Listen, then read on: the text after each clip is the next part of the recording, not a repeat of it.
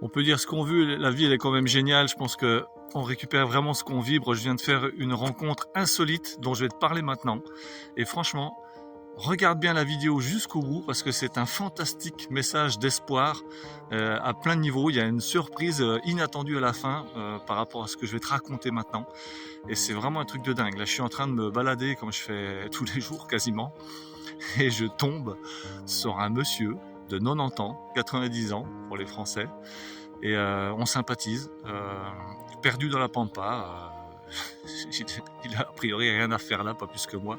Et du coup, il me parle, je m'arrête et puis on discute. Il s'appelle Guillaume.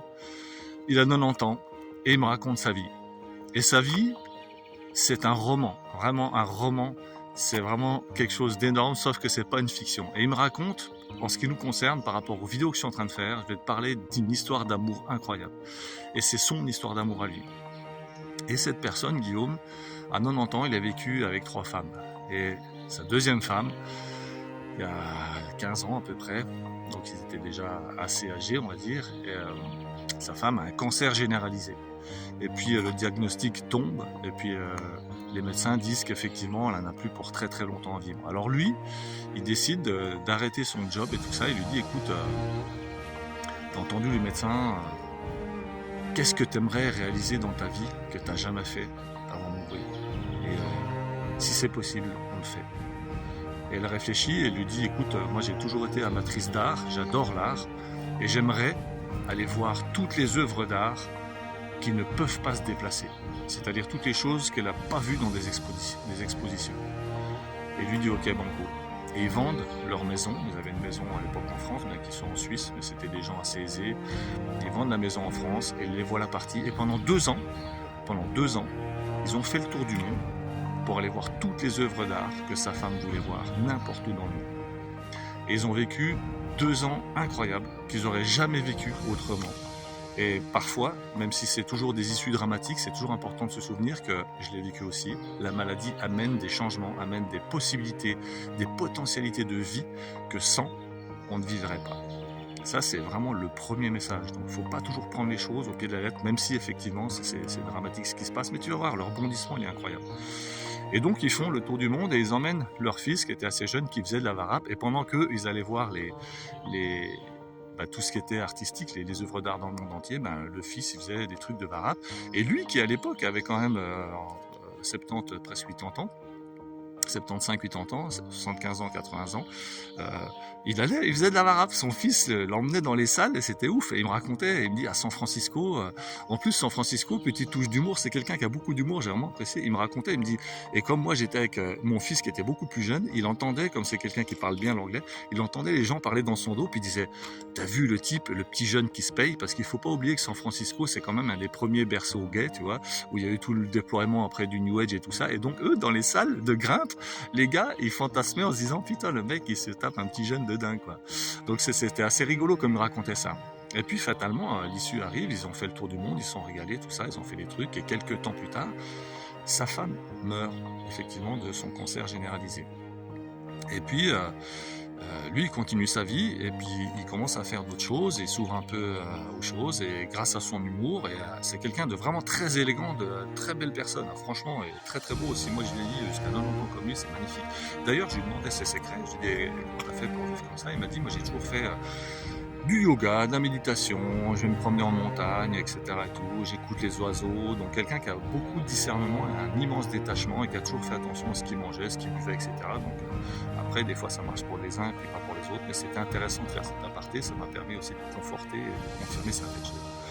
Et toujours est-il, pour en revenir à cette histoire d'amour, que c'est déjà un premier geste qui est énorme. Et c'est quelqu'un qui avait une énorme place, vraiment une bonne place dans la grande distribution suisse.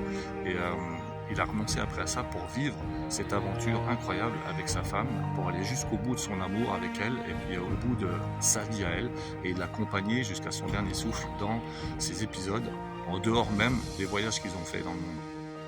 Et le petit truc que je trouve quand même génial aussi, et qui met vraiment la banane, et franchement tu peux le sentir dans ma vibe là, il a vraiment enjolivé ma journée, et je le remercie du fond du cœur, et merci la vibration, et merci tout de m'avoir fait rencontrer cette personne, tellement ça m'a fait un bien fou de l'écouter, de le regarder, et c'est un message d'espoir, parce qu'aujourd'hui, à 90 ans, il m'a avoué que, outre la patate qu'il a et tout, il s'est marié il y a 10 ans, à 80 ans, à 80 ans.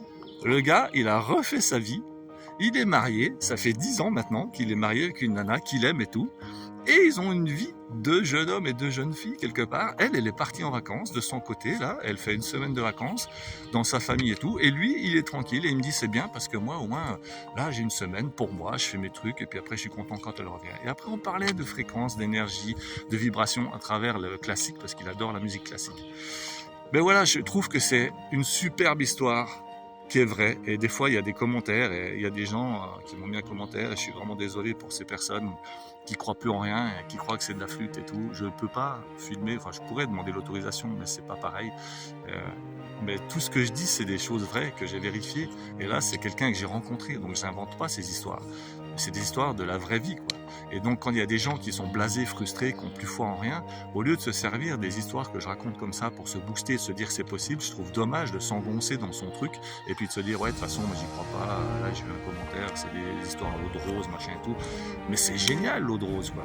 Quand je vois des histoires comme ça et tout, et comment les gens se font chier dans leur vraie vie, en réalité, mais bien sûr que je préfère vivre des épisodes de vie à l'eau de rose comme ça qui vont te booster, qui vont te faire partager des moments magnifiques, qui vont te faire grandir, qui vont t'amener quelque chose de ouf, quoi, qui vont t'amener une énergie incroyable, une énergie de guérison. Ce mec à 90 ans, il pète le feu, il rayonne, il a rien, et au niveau cognitif, il est incroyable. Et tout ça, pourquoi? Parce qu'il est dans l'amour, dans le détachement, dans le discernement, il prend soin de lui, il prend les choses comme elles viennent. Il me racontait quand il faisait son boulot, il y a un pot de cornichon qui tombe à ses pieds, il est fait « Ah, merci la vie ». Alors c'est même poussé à l'extrême, je suis d'accord, et tout le monde n'est pas capable de ça. Mais moi, je veux me servir de ce genre d'expérience, de ce genre d'histoires qui sont des vraies histoires de vie pour enjoliver ma vie, pour prendre des leçons. Et il m'a donné une magnifique leçon de vie et je le remercie. Gratitude à toi, Guillaume, de son vrai nom Willem, mais en allemand, ça veut dire Guillaume.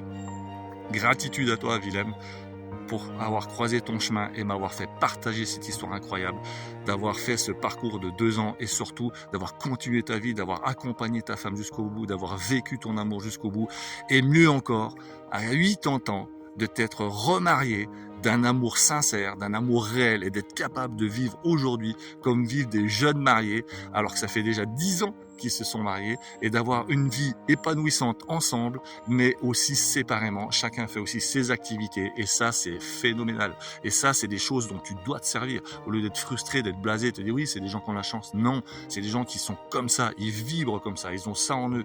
Et moi ils me l'ont transmis dans le fait de le croiser et c'est ce que je te transmets maintenant. Cette force, cette puissance. Donc prends ça comme de l'or en barre. Nourris-toi de ça. Dis-toi que c'est possible pour toi aussi. Lâche pas le morceau. Rayonne ça. N'oublie pas. On récupère ce que l'on vibre.